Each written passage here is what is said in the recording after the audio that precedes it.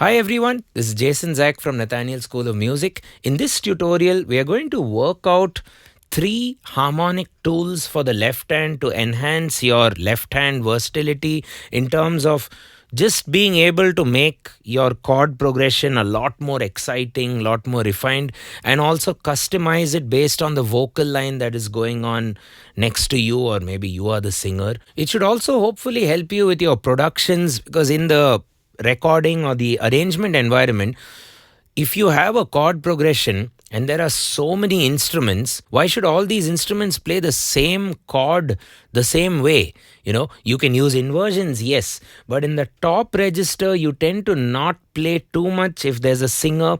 You tend to do all your harmonic adjustments if you need to in the left hand register. Number one consideration for the left hand when you're voicing a chord or producing a methodology to play the chord would be you need to figure out how wide you can play it, or what's the width you need for the song.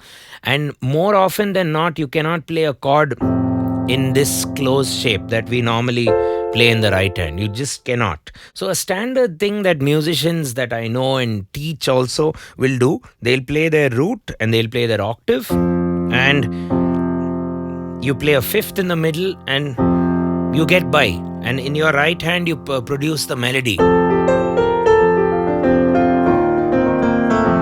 The only concern here is you're not producing colorful harmony. The root and the octave are, well, practically the same. And then the fifth is anyway an overtone of the root in the first place. So why play it? And yes, it is making the sound more powerful, but I would say it's a very safe sound.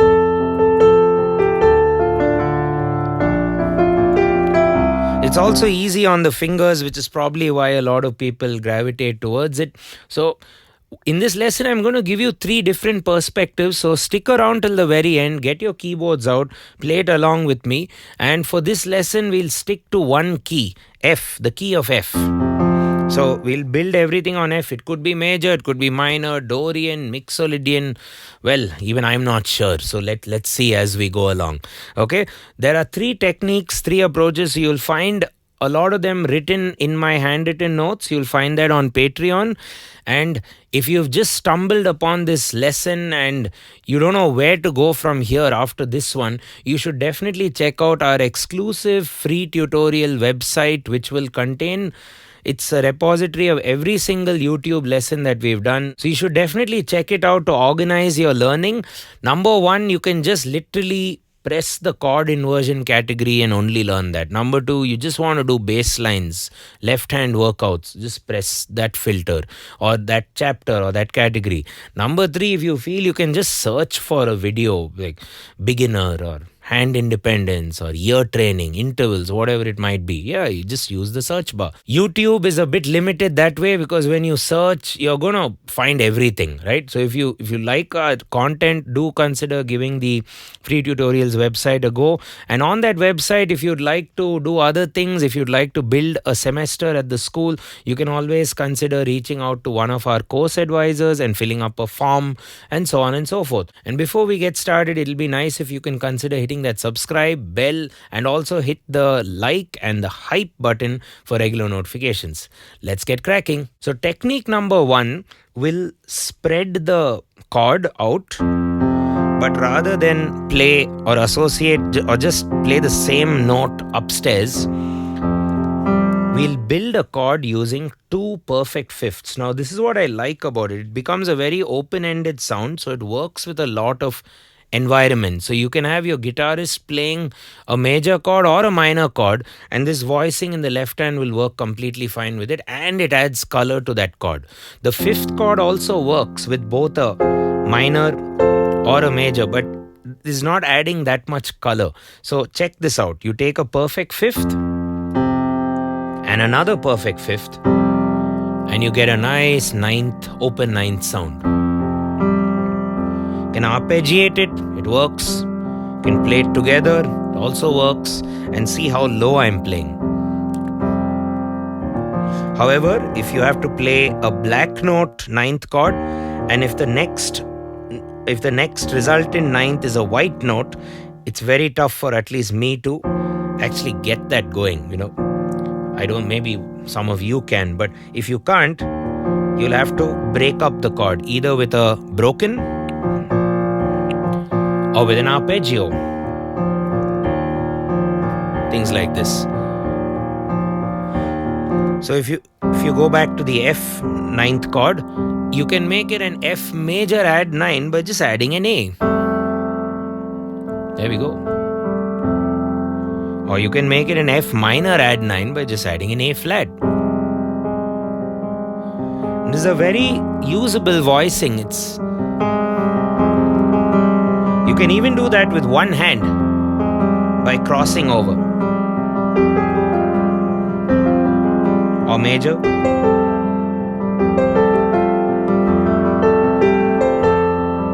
Or you can hold the pedal and play it with your right hand if you wish. Or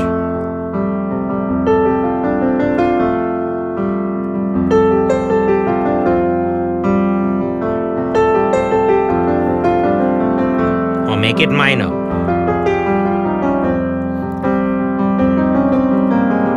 The whole vibe can change depending on the notes you're choosing to play in the right hand. While this not only supports those options, it also makes it more colorful, because if you play the fifth chord, the sound feels more like a tanpura or something very like a drone you'll find in traditional music. So to get out of that, sa pa re on the top will help. I'm not saying you can't consider another set of notes. You can consider even a sharp 5 or an augmented fifth. All I'm trying to suggest is widen. So for instance, if you go perfect fifth, you can even widen it further, and there is a minor sixth from here to here. So that forms a spread triad or a 10th chord, see? Which again, it's tough for me to play together, so I tend to arpeggiate it. So this is your 9th and this is your 10th. So you can develop a pattern. Things like that.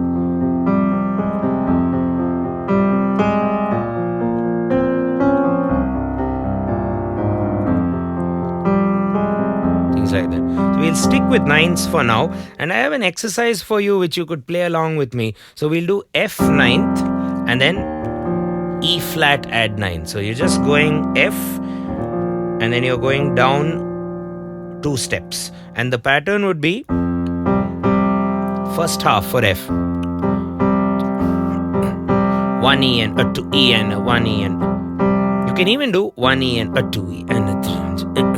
The regular tresillo, just to make it interesting. Can do this. Now you can do E flat 9 like this also, but remember I told you the black chords with a white on the top are very tough to stretch, so you can break it out. So with that rhythm, 1 E and a 2 E and a 3 E.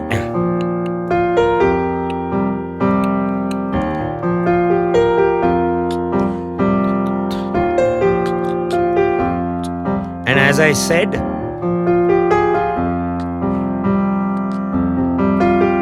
can make it minor or major. So try out this exercise. This exercise sounds quite harmonically nice if you now move it up or down a minor third. So a minor third up from F would be A flat.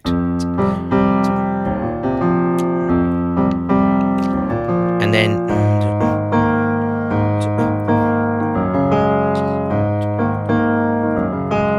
come back to F, then D. That was down a minor third. You could just experiment with different, blocks of 9th chords.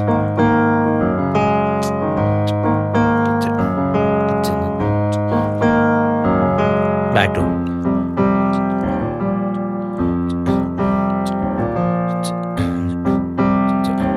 The fingers You can use your pinky and thumb always for the upper notes. For the middle note, if it's not too much of a stretch, you could use your index finger. And if it is a stretch, you can use your middle finger. So that's about ninth chords. And try to improvise some simple stuff in the right hand to enjoy the process, because you want to template what you're doing in the left hand. This is your engine. This is the actual steering wheel. This is what you're going to do. The driver would be the right hand.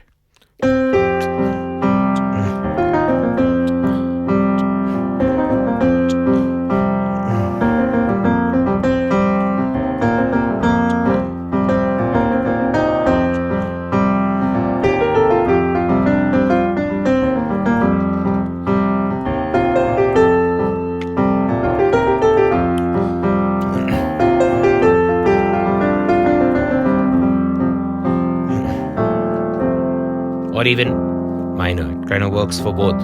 Moving on to another left hand strategy. We've been on 4/4, so let's make it 3/4 and let's add some swing to the party. So the concept for you would be root and octave stays the same. Now you're bringing the octave, and in the other fingers, which are these three, the taller fingers, ring, middle, index, you're going to float around the scale of interest. So right now, if I'm on F major, 1 flat, B flat. But the pattern I have for you is 1, 2, 3, 1, 2, 3, 1. So let's bring in one note, which is the fifth. How am I playing this pattern? F and C together. This is the floater. This is going to be moving around. So 1, 2, 3, 1, 2, 3, 1.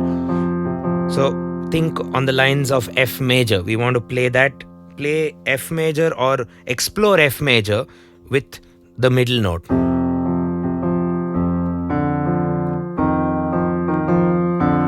Actually, I went off to Mixolydian to stay on major.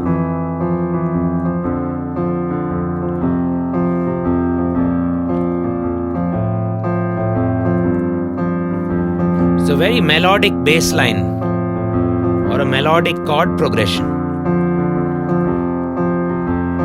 Mixolydian flat 7.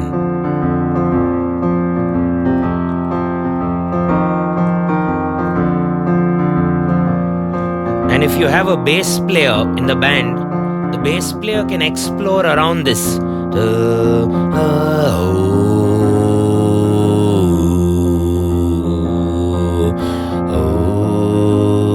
So if you play, the bass could play.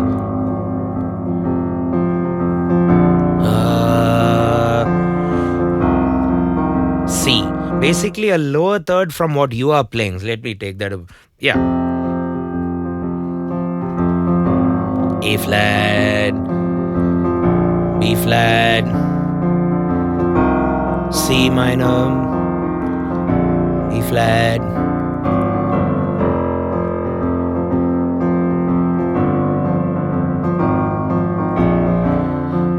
So it's a very open sound, because the bass register can explore. And what about the treble register? This already kind of sounds catchy, like a hook of a song or an intro, I guess.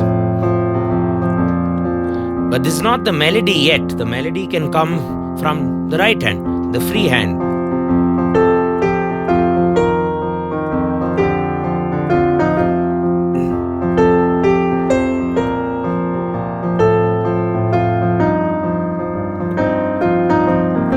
For some reason, I'm moving towards that flat 7, but let's move back to major.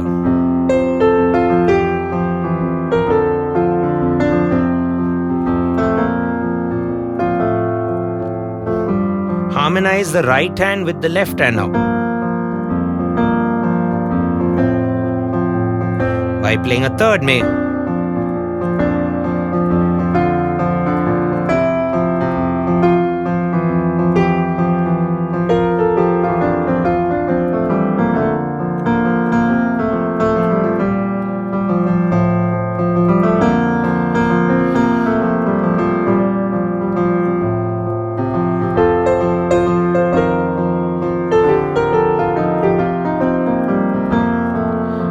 What if we want to convert this to minor? Same technique.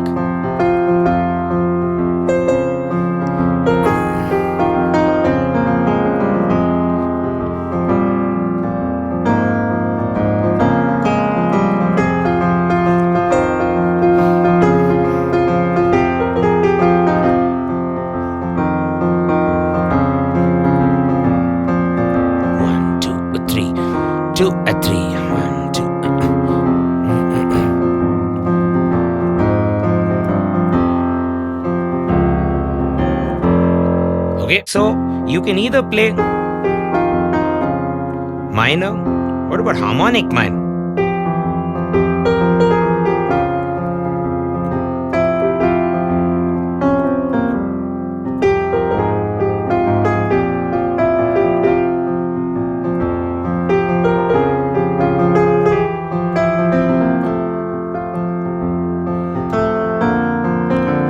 It's also very easy for modal modulation because you're not thinking of a chord progression going from a major to a minor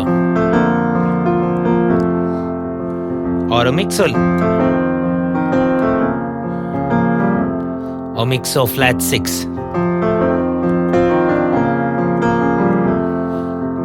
Okay, so you're not committing to a scale with this approach. That's why I like it. So it's more of a concept. You keep your root in the bottom, octave in the top, and you float the middle note to be part of the scale that is in your mind, or you float the middle note to support the melody which is already there, or you float the middle note to support the bass, or you just want to float the middle note for fun. That's about it. You don't want to just play a regular old fifth chord pattern. So most of this exercise is inspired around the fact of, all of my teaching. When I start teaching a beginner intermediate student, at least from like students who want to play pop, rock, Bollywood, regional music and so on, they play the melody really well, but then they tend to just play the same fifth chord thing in the left hand, and that seems to be a top-down approach, which I'm not a huge fan of, because you're investing so much time in the melody, getting all the ornamentation, but then remember, the piano is not a very melodically great instrument compared to the violin or the veena or the trumpet. So why invest so much time at the beginning? Do that later. Do a bottom-up journey where do the stuff which the piano is unique for, which is the left hand patterns, which no melodic instrument can play. So the piano has to be treated slightly differently than a vocal or other melodic instruments. So that was about a 3/4 swinging rhythm with basically a consistent root octave and then floating inside notes which try to correlate to a specific scale. So moving forward, the last technique I have for you, we'll stick on the key of F, would be you have an anchor at the bottom or the top. Earlier we had two anchors, so you have either the root anchoring in the bottom or the root anchoring on the top, and maybe start a bit higher in the piece and look at diatonic thirds of the scale that you're working on and combine that with the anchor note, the root. So if you're on the F major scale, these are all your thirds diatonically. So you want to combine all these thirds with the root. There we go. Regular F major, regular B flat major, very open major 7 sound. That's DF, the 6 starting. It's a bit of a stretch. Or play it lower. So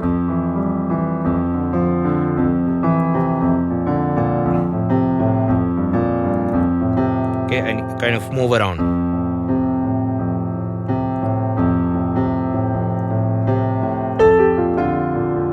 Keep it simple.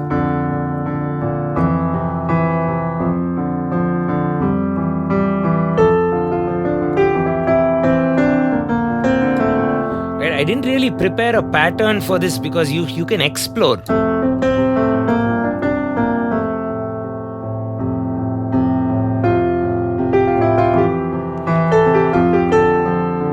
Gives you a nice drone sound with color. Drone with color.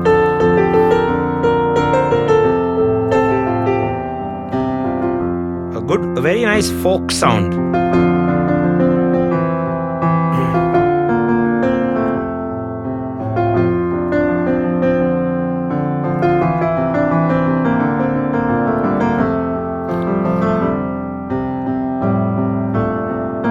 Let's explore this over a minor.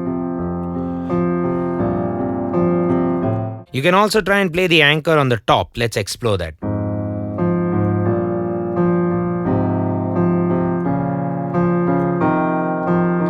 We are on the natural minor of F.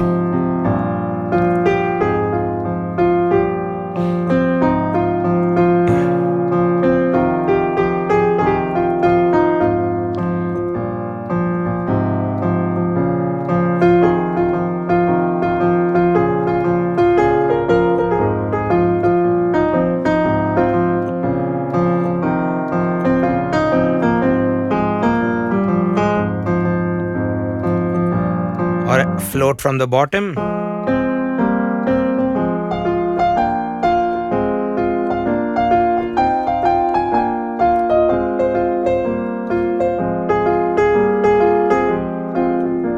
Or from the top and the bottom.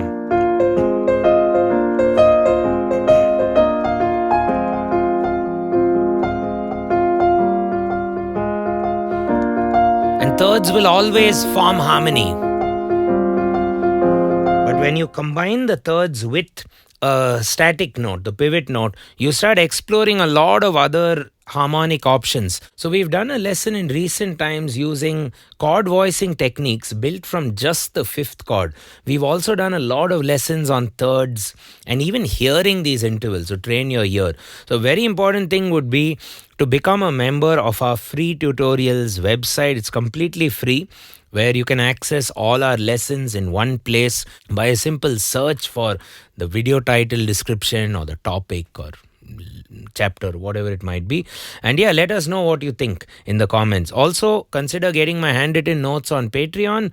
And yeah, before we sign off, it'll be nice if you can consider hitting that subscribe and turn on the bell icon for regular notifications. What have we done in this video? We've done 3 left-hand patterns, which I hope are going to give you more unique harmonic options to jam or compose or produce or arrange music which you're doing.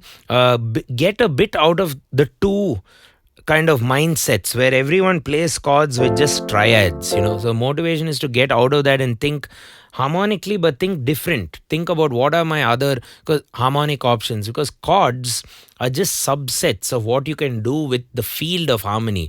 There's counterpoint for a start, where you just move notes together, superimpose them, and that is harmony also.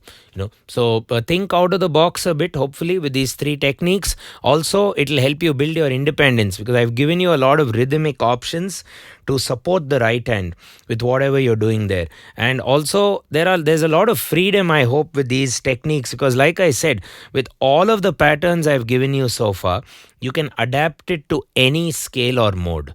Be it the 9th system, which is open-ended, you can play minor or major, or be it the consistent root and octave, and then inside you it is what you want to make of it, or the thirds technique where